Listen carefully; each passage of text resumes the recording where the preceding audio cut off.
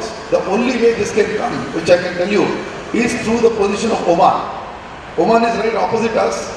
If you see the Gujarat coast and the western coastline, Oman is a country right opposite to you. So you must start thinking of underwater alliance with them. And which is in control, these waters are in control of India. No pirates, nothing. No Pakistan, no China, no nothing. It's only Oman and India. So India will have to think innovatively of having a gas connectivity with Oman, and probably Oman could act as an aggregator, supplier of the gas from elsewhere. So I am very surprised that there is no geopolitical will to go this direction. There is no discussion happening in this direction. It's all secrecy clouded under. And it's a small country. I will give you an example like Bhutan. We are discussing, like I have gone to Bhutan now, I am going in July. So if we are doing hydropower cooperation with them, what stops us from doing gas cooperation with Oman? So this is what I would tell our chairman of the day, that maybe Gujarat can also play a role in this kind of a thing. See, a leader will always play a role. So I see India like a European Union. In the European Union and a federal structure, states are powerful enough to take their route. So the position of the people, so they can definitely make their own initiatives. The third point that we discussed is solar and grid parity. The idea was whether solar will be made available cheap to the country. So we have come to various figures yesterday, but I am giving you bullet figures. The last NVVN figure that you saw yesterday was 7 rupees 49 paisa, quoted under the tariff of the National Solar Mission. But I must tell you that projects at 6 rupees 50 paisa have come in Tamil Nadu. 6 rupees 50 paisa is already the rate. And as far as I know, I have got offers of 6 rupees, 590. So I am thinking we are going towards 5 rupees 50 paisa per unit. That means, like in my office in Mumbai, I pay an average of 7 rupees a unit. In a commercial space, operating my media and other enterprises, I pay 7 rupees. And shortly it will be 9 rupees. Sometimes fuel adjustment charges takes it to that level. So if that is the scenario, then where is the solar unviable? So somebody is spreading the wrong issue. The solar is costly. Sharma ji will actually tell us all that. So we are today meeting for the most important element. When all this type of energy is going to be produced, a common man, Hindi में बोलूँ तो आम आदमी को ये पता नहीं कि बिजली किससे बन रही है. ये कोयले से बनी है, ये डीजल से बनी है. उसको तो पता है बिजली आती है और आती नहीं है तो फिर वो मीडिया का इशू हो जाएगा. बिजली पहुँचेगी नहीं तो भाई बिजली नहीं है, लोग अंधेरे में हैं, बच्चे पढ़ नहीं रहे. So common man does not understand it. So it is important to have the interaction with the common man.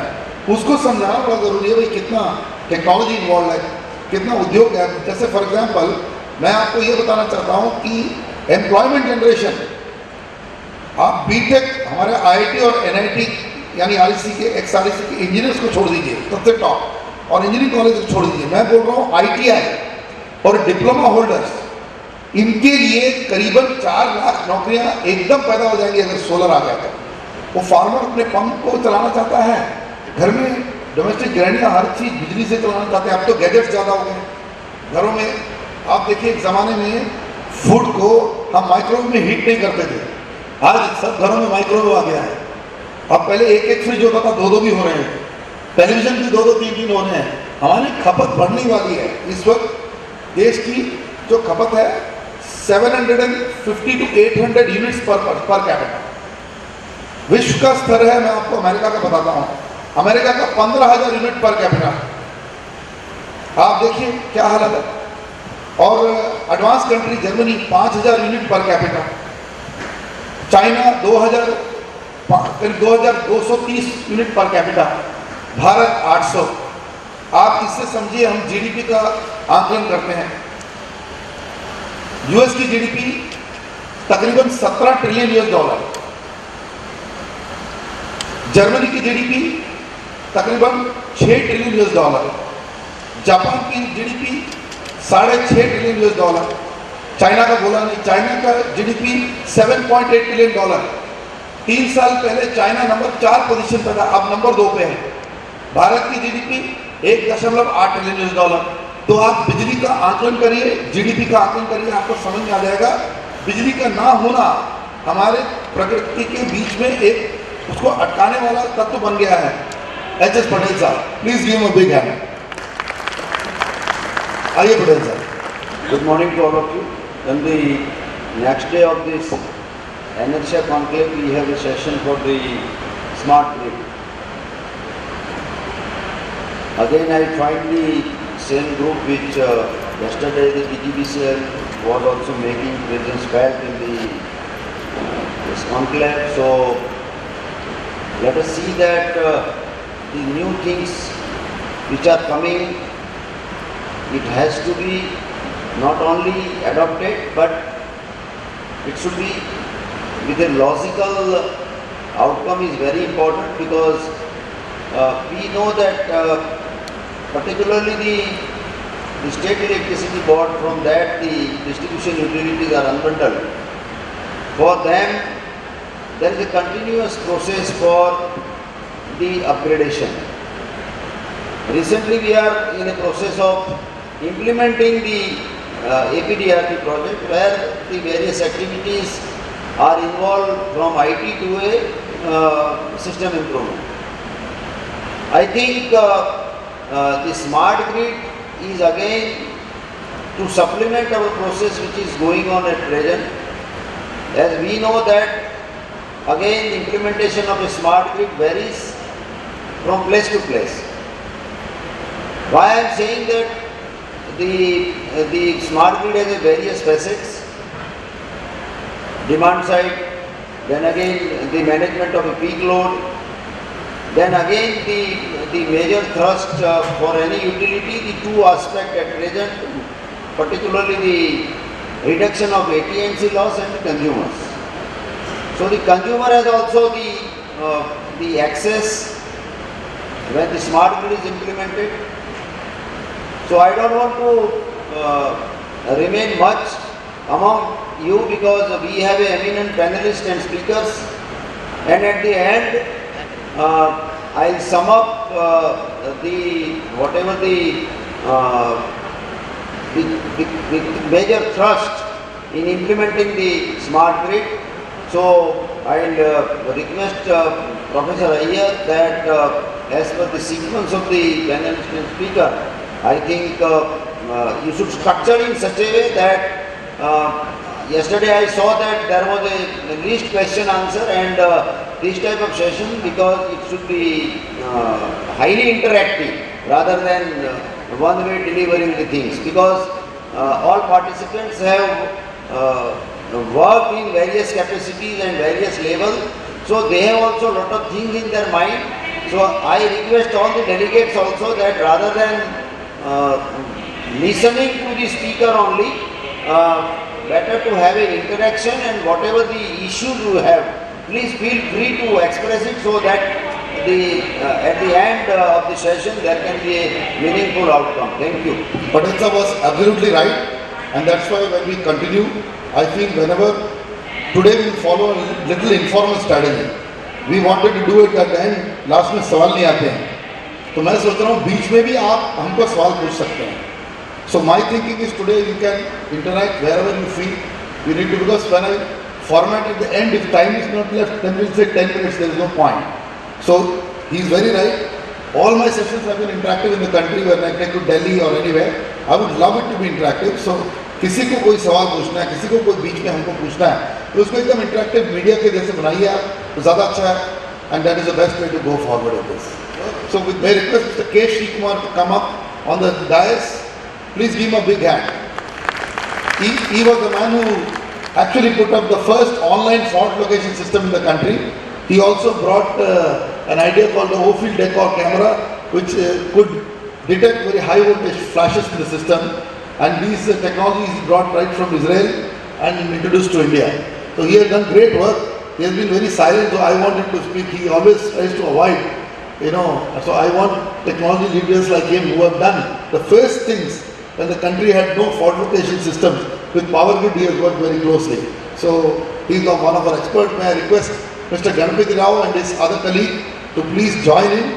Also, please give them a big hand. They are from BS Group. Mr. Srikumar, please come over. Good morning, and respected dignitaries and to all delegates who are participating in this conclave. I am thankful to Professor Iyer to have given the opportunity of this small topic which I would like to discuss. And this is a supplementary topic to smart grid. Now, okay. So this is a supplementary topic to smart grid because my topic would be simple techniques that support energy efficiency. Now, when we talk about smartness of a grid, it begins right from generation to transmission to distribution. Of course, the focus here is more on distribution because it relates directly to the revenue that is brought in from the consumer. But in between, we have a section on transmission also. So if there is a grid collapse, what happens to distribution? The entire distribution network is affected. So I would like to just talk about a product that we developed indigenously in India and 100% Indian product that was sold outside to the global market also. And that is called as a line analyzer for all the EHT transmission lines from 33 kV to 765 kV. And I spearheaded this development of this product because when we were interacting with Power Grid always mentioned that they do not have an effective and an accurate technique to identify faults on long transmission lines. For example, you have HVDC lines that are running to about 1500 kilometers, you have EHT lines running to 400 kilometers. So what happens if the line breaks down somewhere in between? So at that time, say way back in 1996, we did not have very accurate methods of identifying or understanding where the fault was. So you had relays which used to give, say, something like about a 10% accuracy. Relays was blind to open circuit faults, to breakages on lines. So this was a major issue in those days, in the early days when we were moving towards efficient grids. So we jointly, along with Power Grid, especially the northeastern states, we started developing a product that would be simple to use, which is not complicated, which is cost effective, and would give you very, very accurate result as to where the point of the fault was.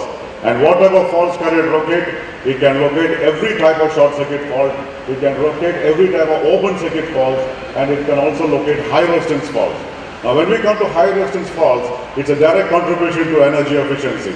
It is talking about technical losses, and we are able to identify those technical losses exactly pinpointed to an accuracy of 100 meters on a line of 500 kilometers long. And surprisingly, this product has not been very well known among the state utilities or maybe in our country, but it is being widely used in the Middle East and for a different purpose.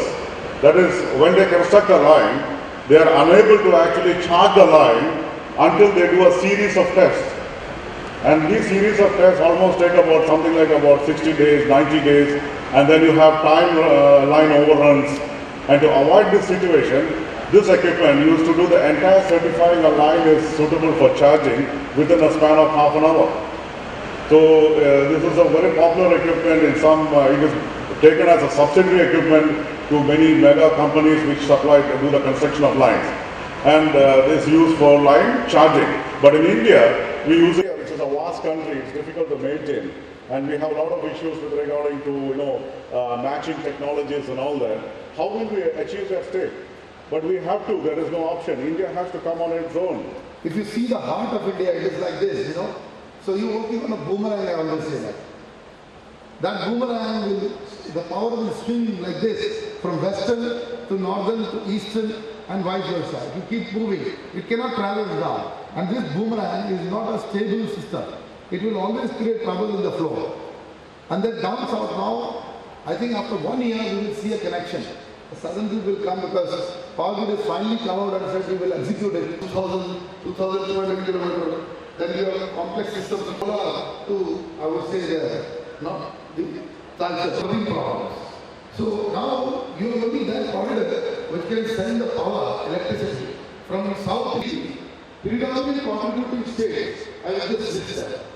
It is Maharashtra, it is Gujarat, it is Tamil Nadu, it is Andhra Pradesh, it is Karnataka, it is Haryana, it is Punjab.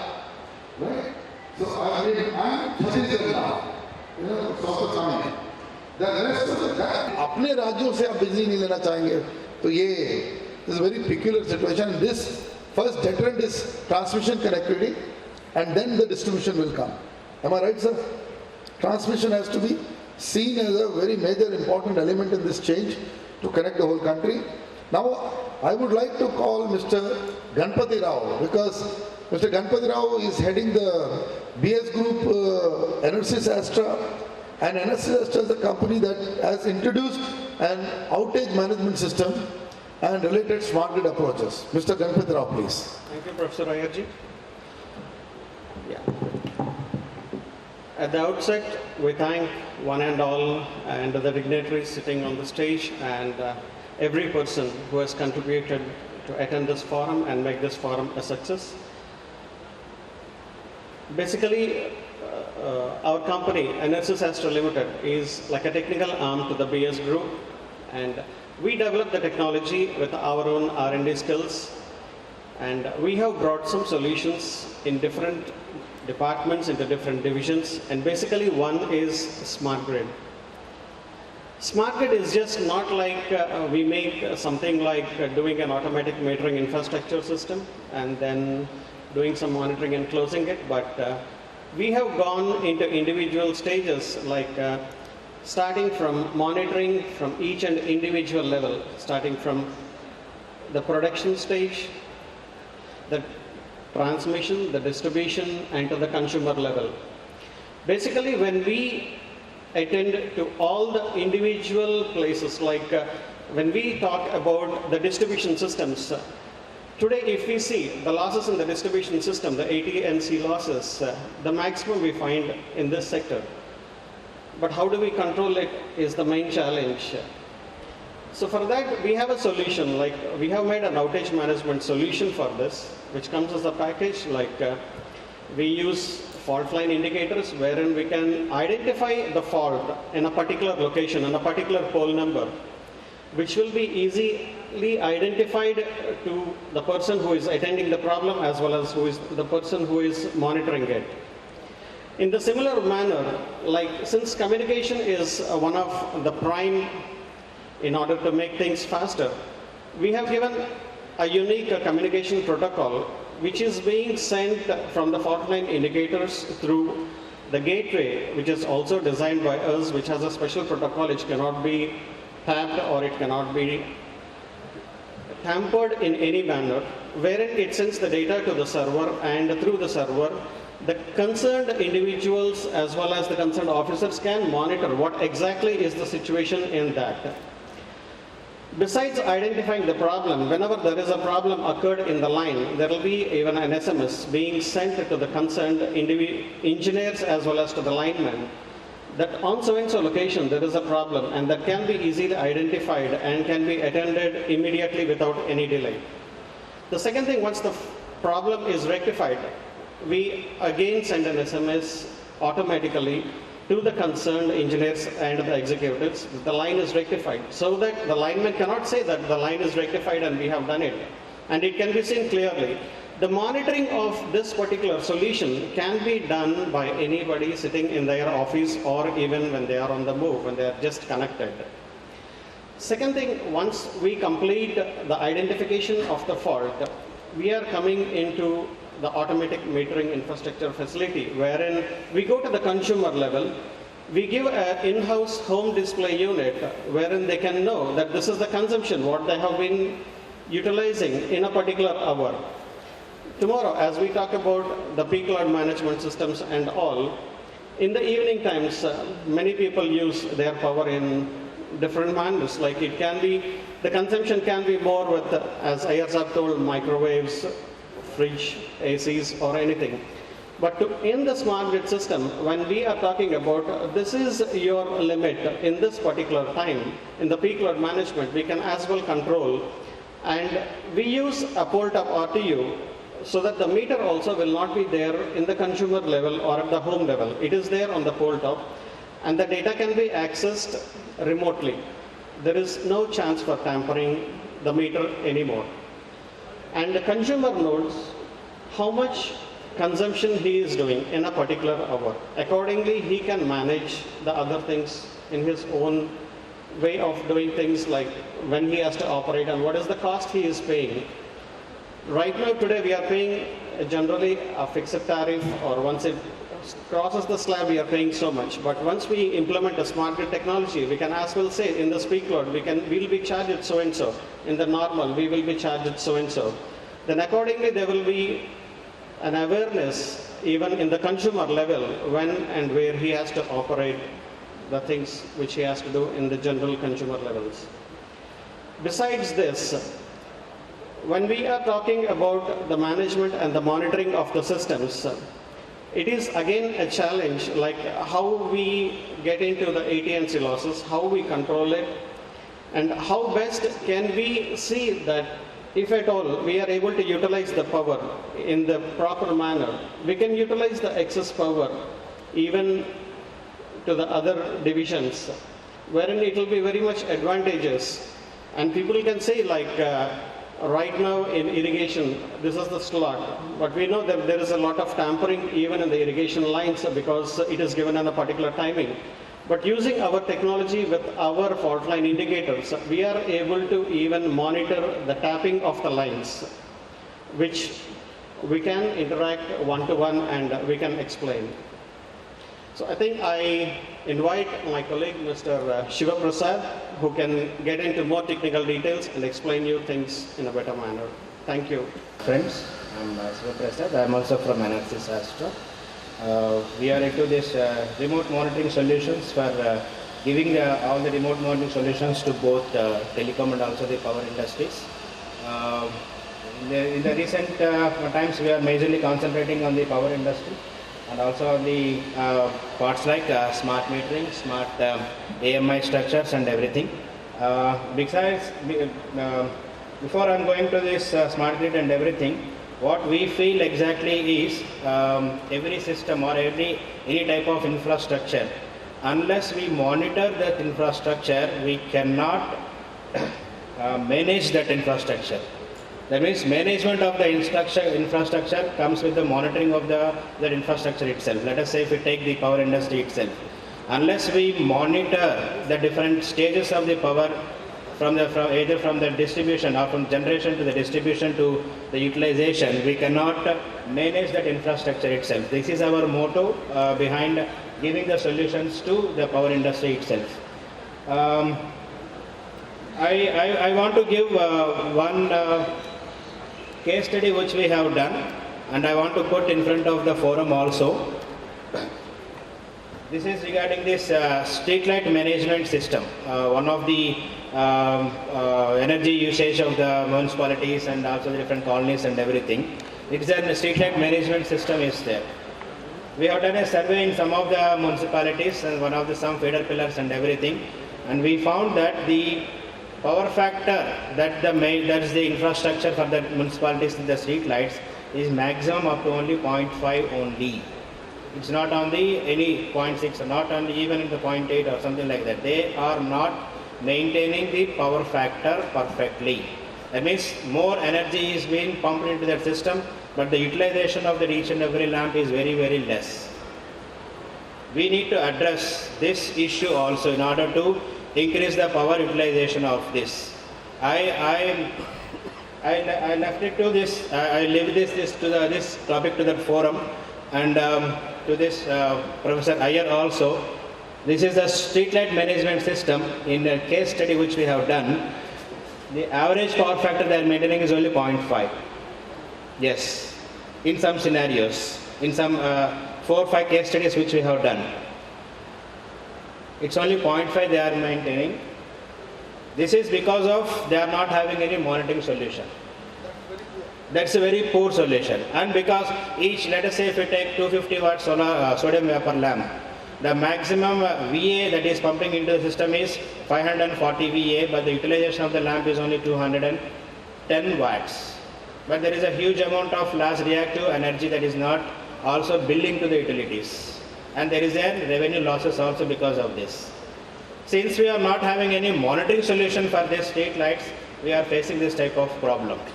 So I propose to have, it is also a part of the smart grid solutions also, because smart grid is not related to only putting that smart meters, controlling that meters, and developing that infrastructure, AMI and not only the AMI. We need to have a stepping stones of the smart grid. In our sense is the energy efficiency models, we have to look into that one. The one area which we have to majorly look into this, all the municipalities and also is this street light management system. So we do have like this street light management system. We need to have the improve the power factor. We need to do something for this street light management system, and we got a solution for that. Is a advanced street light management system, which consists of a replacement of the existing magnetic ballast with the addressable electronic ballast. Electronic ballast itself, we can replace that and we can maintain the power factor of 0.99. But the addressable electronic ballast gives the address of each and every lamp, whether the lamp is correctly working or not, lamp failure, lamp voltage, lamp current, and also the lamp temperature detection. This leads to the preventive maintenance of that street lights also, so that there is no there is no the light wastage on the system in that way. So we can have this type of the monitoring solutions for that also. Initially, we have to concentrate majorly on these type of structures. Like one is the street light management system. We have to improve the power factor in that area. Another is the outage management system. Outage management system, as I explained my colleague, we are identifying that fault, because identifying and location of that fault is the critical area here.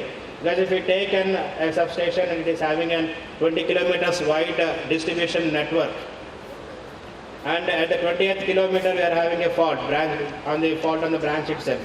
Till that substation itself, there is an outage will be there in that way, because there is no monitoring of this area also, each and every pole where exactly the location of the fault. We have to face that outage management system. Duration of the outage management system is very high. If we have an indication, or if we have a monitoring units at a strategic locations, we can monitor or we can localize that fault, and immediately we can switch off only that particular area portion of that distribution network itself. Remaining thing, it will be alive. So by putting these type of monitoring solutions, we can have a better management of that infrastructures provided in this way. So on the bottom line, I want to tell to this forum is, we have to put a monitoring solutions in order to manage that infrastructures. This is a stepping stone, I feel, for this smart grid concept that has to be bring into the in Indian scenario kind of thing.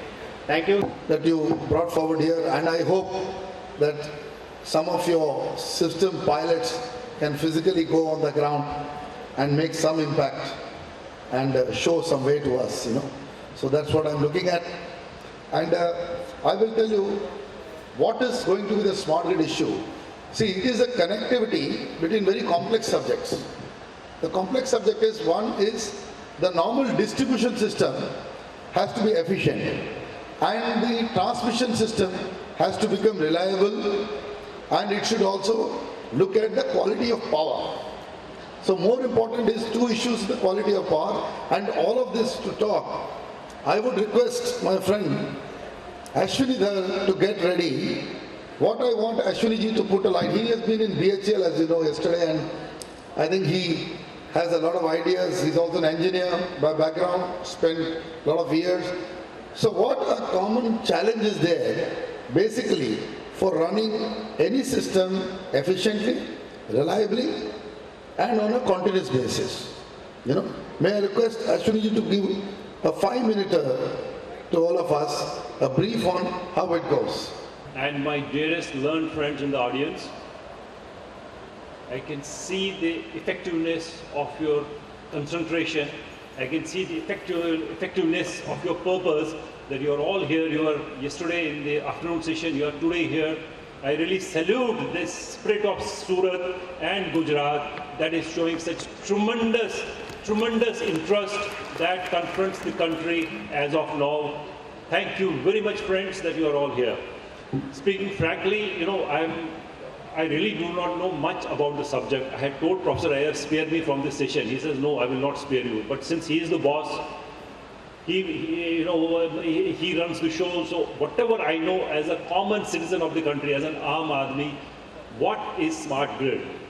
What I feel, what is smart grid? It's nothing but at the end of the day, a poor consumer like you and me should have reliable power, clean power, without voltage fluctuations, without shutdowns, absolutely on demand. Whenever we put the switch on, the light should come. Whenever we put the equipment on, the equipment should run. We should not have a 48-hour shutdown like what it happened on which date it was, 30th June of 2000, 31st July or whatever day. It was ridiculous. 60 crore people were in absolute darkness for 24 hours. It happens in a country which has more than half a dozen departments, half a dozen ministries that do nothing but try to plan and execute the energy policies of the country. Why it happened? It was so funny. We have a regulatory authority in place, but the government of the time has ensured that all these regulatory authorities, the first thing they do, you know what happens to a venomous snake? We take off its teeth. Then it is docile. It's the same thing what happens now to these regulatory authorities, their teeth are taken out right in the beginning. So they are only regulatory authorities for the namesake. So what happened? The funniest thing is that we have 4 different grids. We don't have a national grid. Gentlemen, please understand, we don't have a national grid. Like for the last 150 years, we have been only reading and listening to leaders that they are going to interconnect 150 rivers of the country, which never happened. So similarly, I think my age will also go, my generation will also go, but there will be no interconnectivity of the grids. Now, as long as these things happen, we're going to have black days. We're going to have super black days. We had black days for 48 hours, you may have black days for 48 months or 48 days, I don't know. So what happened, as I read in the publications, that the regulatory authority has made the king and the subject the same. Now what does that mean? The man who is supposed to draw power and the man who is supposed to regulate power is the same. So in one state of northern India, there was a person, he saw the state is overdrawing power, but he was also answerable to his minister, to his departmental head, to the chairman of that utility while he was working, to so many people. So he did not shut off the relay. Speech as usual, I think he has won the heart of Gujarat. I was seeing him on the papers today morning. So we must thank him for being here. Please give a big applause for taking time off and coming all over here. We do have great stalwarts also today. I must first welcome one of, in fact, my good friends, Inertial's good friend, and a man whom I admire, Shri Murugesan. Murugesan, please give a big hand. He is the Director General of CPRM that he is in Gujarat. We must give a very powerful clap for him. We also have the Additional Commissioner for Industries, Government of Gujarat. Thank you, sir, for being here with us. May I request Padmini please bring over the plaques so that Patel sir can just honor them for being here. There is a small memento. May I first request Murugesan sir to take that memento, please. It is a commemorative of the India Power and Energy Conclave 2013. Thank you, sirs. And we will continue this discussion, but go to Murugesan sir. He knows what is the problems of the country, how we are handling the high voltage systems, what's happening to our transmission systems, and how he is the head of the top organization, apex organization in the country, looks at the approach to smart grid. By the way, we had a discussion on 27, Murugesan sir the team. So that's the kind of person that you have today. Mr. Murugesan, please. Good afternoon, friends. It is a great pleasure to come over here, and I would like to thank Professor Iyer for giving an opportunity to share very important topic, especially on smart grid standards. And this particular thing also helped me to some extent, understand our own progressing state, Gujarat. I would like to again thank Professor Iyer for this particular opportunity. Friends, everyone now knows about what exactly, or to some extent, what is smart grid. About 4 years ago, when I made a presentation on international metering conference in Delhi, that time people are not knowing that what exactly meant by smart grid. The sense they know something about it, but real picture now emerges. The agenda goes like this. One is what are the drivers for smart grid worldwide. It gives a glimpse of what exactly made progressive country to think over it. And in fact, this is driven by government. They felt that it is a need of their nation. So the government played vital role. So we need to understand that what are the legislation the government has passed to stimulate the particular aspect. And we need to remember the institutions which played a greater role to bring to this called smart grids. And what are the requirements? What are the standards? And when we talk about standards, we talk about only international standards, that is IEC. Then we come back to Indian systems. Where do we stand? What are the gaps? How do we fill it up?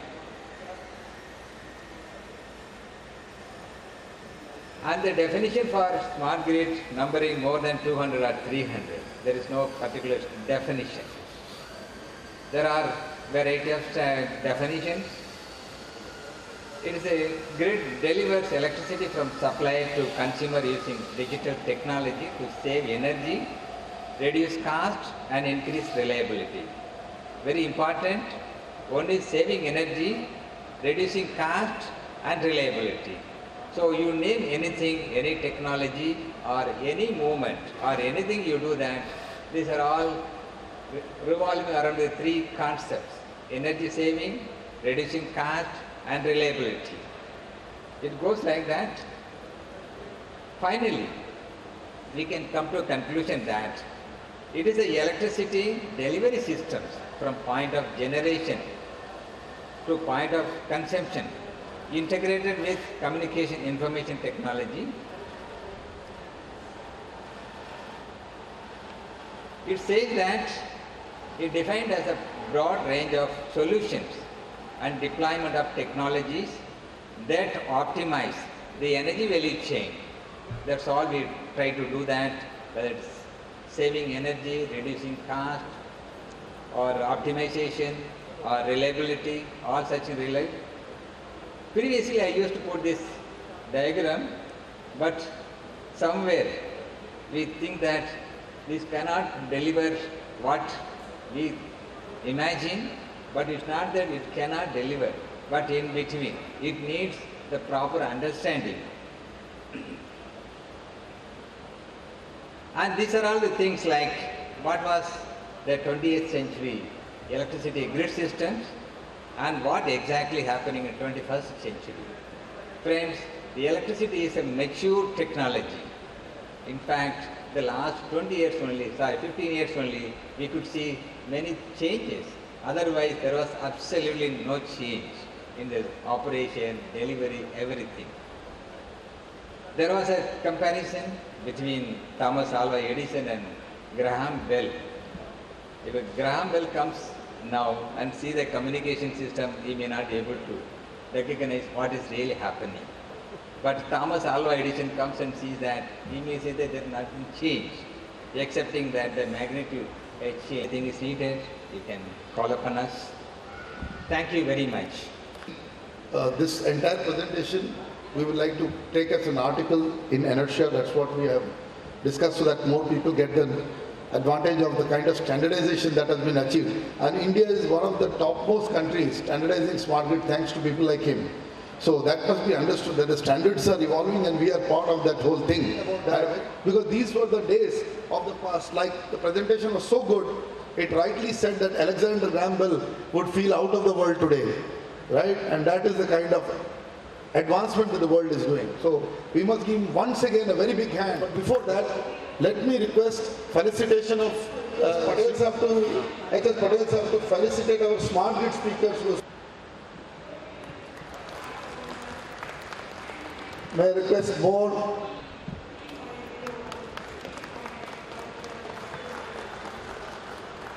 We don't have.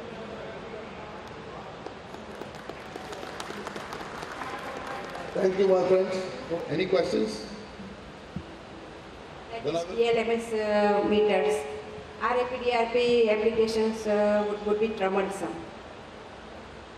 So I just want to ask you, sir, is it not possible for non-DLMS meters to run RAPDRP applications? Can we not use a non-DLMS meter for RAPDRP applications?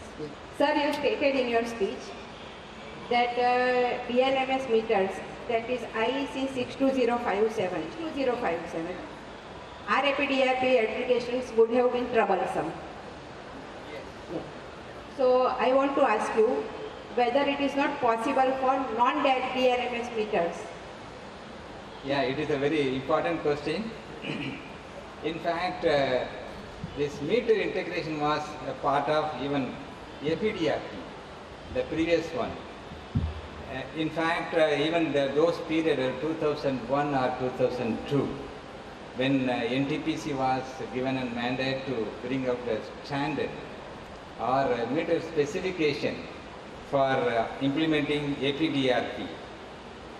This was the important thing we placed, that this particular, especially on communication and data format, it should be implemented by using 62056. 62056 available that time itself.